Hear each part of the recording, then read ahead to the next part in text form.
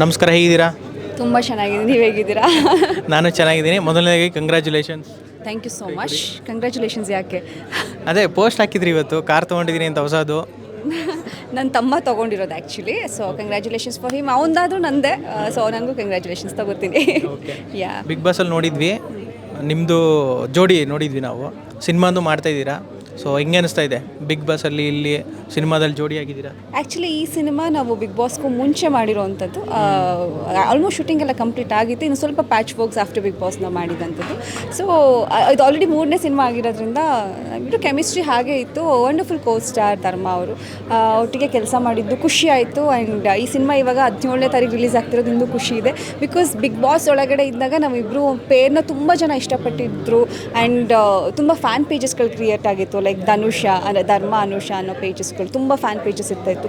ಅವರೆಲ್ರಿಗೂ ಒಂದು ಖುಷಿ ಆಗುವಂಥ ವಿಚಾರ, ನಮ್ಮಿಬ್ಬರು ಕಾಂಬಿನೇಷನ್ ಸಿನಿಮಾ ರಿಲೀಸ್ ಆಗ್ತಾ ಇರೋದು ಖುಷಿ ಆಗುತ್ತೆ. ಸೊ ಈಗ ರೀಸೆಂಟಾಗೂ ಒಂದು ಇದು ತೊಗೊಂಡಿದ್ರಿ, ಅದು ಸ್ಕೂಟಿ ತೊಗೊಂಡಿದ್ರಿ ಎಲೆಕ್ಟ್ರಿಕ್ಕು. ಸೊ ಯಾಕೆ ಅದು ಕಾರ್ ನಿಮ್ಗೆ ಯೂಶ್ವಲಿ ಇಷ್ಟ ಆಗುತ್ತೆ ಅದೆಲ್ಲ, ಸೊ ಇದ್ಯಾಕೆ ತೊಗೊಂಡ್ರು ಏನು ಅಂತ? ಒಂದು ಕೆಂಪು ಸುಂದರಿ ನಿಮ್ಮ ಮನೆಗೆ ಬಂದಿತ್ತು. ಎಲೆಕ್ಟ್ರಿಕ್ ಅಲ್ಲ, ನಾರ್ಮಲ್ ಪೆಟ್ರೋಲ್ ವೆಹಿಕಲ್ ಅದು. ನಾನು ಸುಮ್ಮನೆ ಕಾರಲ್ಲಿ ಕೂತ್ಕೊಂಡಿದ್ದಾಗ ಹಿಂಗೆ ನೋಡ್ತಾ ಇದ್ದೆ. ಶ್ವೇತಾ ಪ್ರಸಾದ್ ಅವರು ಆ್ಯಕ್ಚುಲಿ ನಾನು ಬಂದು ಜ್ಯೂಸ್ ಕುಡಿತಾ ಕೂತಿದ್ದೆ, ಅವರು ಜಿಮ್ಮಿಗೆ ತಂದು ನಿಲ್ಲಿಸಿ ಮೇಲೆ ಬಂದರು. ನೋಡ್ತಾ ಇದ್ನಲ್ಲ, ಐ ವಾಸ್ ಲೈಕ್ ಎಷ್ಟು ಕ್ಯೂಟಾಗಿದೆ ವೆಸ್ಪಾ. ಸೊ ಎಷ್ಟು ಮುದ್ದಾಗಿ ಕಾಣಿಸ್ತಾ ಇತ್ತು. ಓಕೆ, ನಾನು ತೊಗೊಳ್ಳೋಣ ಅಂತ ಅಂದ್ಕೊಂಡು ಅದನ್ನೇ ನೋಡಿ ಅದೇ ಕಲರೇ ತೊಗೊಂಡೆ ಆ್ಯಕ್ಚುಲಿ. ಸೊ ಬಟ್ ಒಂದೇ ದಿನ ಓಡಿಸಿದ್ದು, ಒಂದಿನ ತೊಗೊಂಡು ಹೋದೆ ಜಿಮ್ಮಿಗೆ ಅಂತಲೇ ತೊಗೊಂಡು ಹೋದೆ. ಬಟ್ ಅಂದರೆ ಈ ನಡುವೆ ಕಾರ್ ಡ್ರೈವ್ ಮಾಡಿ ಅಭ್ಯಾಸ ಆಗಿಬಿಟ್ಟು 2 ವೀಲರ್ ಅಂದಾಗ ಅಂದರೆ ಬ್ಯಾಲೆನ್ಸ್ ಇರಲ್ವಲ್ಲ, ಸ್ವಲ್ಪ ತುಂಬ ಭಯ ಆಗ್ತಾಯಿತ್ತು. ಪಕ್ಕದಲ್ಲಿ ಒಂದು ವೆಹಿಕಲ್ ಬರೋ ನನ್ನ ಮೇಲೆ ಬರ್ತಿದ್ಯೇನೋ ಅನ್ನಿಸ್ತಾ ಇತ್ತು. ಎದ್ರುಕೊಂಡೆ ನಮ್ಮ ಮಮ್ಮಿ, ನಿನ್ಗೆ ಹಂಗೆ ಓಡಿಸ್ಬೇಕಂದ್ರೆ ನೀನು ಅಪಾರ್ಟ್ಮೆಂಟ್ ಒಳಗಡೆನೇ ಓಡಾಡು, ಆಚೆ ದಯವಿಟ್ಟು ತೊಗೊಂಡು ಹೋಗ್ಬೇಡ, ಯಾಕೆಂದರೆ ಭಯ, ನಂಗೆ ಅಷ್ಟು ಪರ್ಫೆಕ್ಟಾಗಿ ಡ್ರೈವ್ ಮಾಡೋಕ್ಕೆ ಬರಲ್ಲ. ಸೊ ತುಂಬ ಎದ್ರುಕೊಂಡ್ಬಿಟ್ಟೆ ಒಂದಿನ ತೊಗೊಂಡೋಗಿ. ಅವತ್ತಂದು ನಿಲ್ಲಿಸಿರೋದು ಇನ್ನೂ ಅಲ್ಲೇ ಇದೆ. ಕಾರ್ ಅಂದರೆ ತುಂಬ ಕ್ರೇಜ್ ಅನಿಸುತ್ತೆ ನಿಮಗೆ. ಎಷ್ಟು ಕಾರ್ ಇದೆ, ಏನು ಕಾರ್ ಕಲೆಕ್ಷನ್ಸ್ ಬಗ್ಗೆ ಹೇಳೋದಾದ್ರೆ? ಕಾರ್ ಇವಾಗ ಸದ್ಯಕ್ಕೆ ಮನೇಲಿ 5 ಕಾರ್ಸ್ ಇದೆ. ಕ್ರೇಜ್ ಅನ್ನೋದಕ್ಕಿಂತ ಇಷ್ಟ ಆಗತ್ತೆ, ಇರೋದು ಒಂದು ಲೈಫಲ್ಲ. And we have to live the moment. ನನಗೆ ಎಲ್ಲರೂ ಹೇಳ್ತಾರೆ ಫ್ಯೂಚರಿಗೆ ಸೇವ್ ಮಾಡ್ಕೋ, ಆ್ಯಂಡ್ ಒಳ್ಳೇದೇ, ಅದು ತಪ್ಪು ಅಂತ ನಾನು ಹೇಳಲ್ಲ. But we don't know the tomorrow ಅಲ್ಲ, ನಾವು ನಾಳೆ ಏನಾಗುತ್ತೆ ಗೊತ್ತಿರಲ್ಲ. ಆ್ಯಂಡ್ ಮದುವೆ ಆದಮೇಲೆ ಮೇ ಬಿ ನನ್ನ ಗಂಡನ ಹತ್ರ ಎಷ್ಟು ಕಾರ್ಸ್ ಇದ್ರೂ ಅದೊಂದು ಕೈಂಡ್ ಆಫ್ ಒಂಥರ ಅದೊಂಥರ ಬೇರೆ ಲೈಫ್. ಬಿಫೋರ್ ದ್ಯಾಟ್ ಅದು ನಾನು ಡ್ರೈವ್ ಮಾಡಬೇಕು ಅನ್ನೋ ಆಸೆ. ಸೊ ಆ ಥರ ಆಸೆಗಳಿರುತ್ತೆ. I live the moment.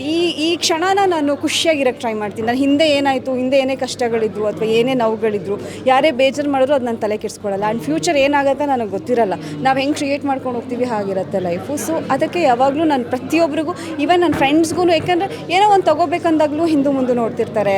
And ಯಾವುದೋ ಒಂದು ಇವಂತೂ ಪರ್ಚೇಸ್ ಮಾಡಿರೋ ಒಂದು ಹೊಸ ಡ್ರೆಸ್ ಇರ್ಬೋದು, ಹೊಸ ಶೂಸ್ ಇರ್ಬೋದು, ಬ್ಯಾಗ್ಸ್ ಇರ್ಬೋದು, ಯಾವುದೋ ಒಂದು ಇವೆಂಟ್ಸಿಗೆ ಬೇಕಾಗತ್ತೆ, ಎಲ್ಲಿಗೋ ಬೇಕಾಗತ್ತೆ, ಅದನ್ನ ಅವ್ರು ಹಾಕೋ ಅಷ್ಟರಲ್ಲಿ ಟ್ರೆಂಡೇ ಹಳೇದಾಗ್ಬಿಡತ್ತೆ.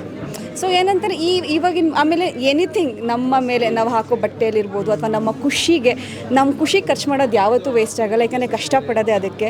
ಇವನ್ ನಾವು ಎಷ್ಟೇ ಸೇವ್ ಮಾಡಿ ಬ್ಯಾಂಕ್ ಬ್ಯಾಲೆನ್ಸ್ ಮಾಡ್ಕೊಬೋದು ಅಥವಾ ಸೇವ್ ಮಾಡಿಬಿಟ್ಟು ಮನೆ ಲಾಕರಲ್ಲಿ ಇಡ್ಬೋದು. ಅಲ್ಟಿಮೇಟ್ಲಿ ನಮಗೇನೋ ಒಂದು ಆಯಿತು ಫ್ಯೂಚರಲ್ಲಿ ಅಂತಂದಾಗ, ನಾನು ಇನ್ಸ್ಟಾಗ್ರಾಮಲ್ಲಿ ಒಂದು ಇದನ್ನು ನೋಡಿದ್ದೀನಿ, ನೋ ಬ್ಯಾಗೇಜಸ್ ಆರ್ ಅಲೋಡ್ ಅಂತ. ಸೊ ಎಷ್ಟೇ ಕೋಟಿ ಸಂಪಾದನೆ ಮಾಡಿದ್ರು ಅದನ್ನು ನಾವು ತೊಗೊಂಡೋಗೋಕ್ಕಾಗಲ್ಲ. ಆ್ಯಂಡ್ ಹುಡ್ತಾನೂ ಬರೀ ಕೈಯಲ್ಲಿ ಬಂದಿರ್ತೀವಿ, ಹೋಗ್ತಾನೂ ಬರೀ ಕೈಯಲ್ಲಿ ಹೋಗಿರ್ತೀವಿ. ಇವಾಗಿನ ಲೈಫ್ ಅಂದರೆ ಈಗ ನಾವೇನು ಬದುಕ್ತಾ ಇರ್ತೀವಿ, ಹಾರ್ಡ್ಲಿ ನಮಗೆ ಈಗ 100 ವರ್ಷಗಳು ಅಂದರೆ 100ರಲ್ಲಿ ಎಷ್ಟು, ಒಂದು 60-70 ವರ್ಷ ಬದುಕ್ತೀವ. ಒಂದು 60 ಯುಗಾದಿ ಬರುತ್ತೆ, ಒಂದು 60 ದೀಪಾವಳಿ ಬರುತ್ತೆ, ಒಂದು 60 ನ್ಯೂ ಇಯರ್ಸ್ ಬರುತ್ತೆ. ಸೊ ಅಷ್ಟೇ ಸಿಗೋದು. ಜಸ್ಟ್ ಇಮ್ಯಾಜಿನ್, ಅಷ್ಟೇ ಸಿಗೋದು. ಒಂದೊಂದು ವರ್ಷ ಆಗ್ತಿದ್ದಂಗೆ ನಮ್ಮ ವಯಸ್ಸು ಆಗ್ತಾ ಇರುತ್ತೆ. So we have to live the moment, we have to enjoy, we have to be happy.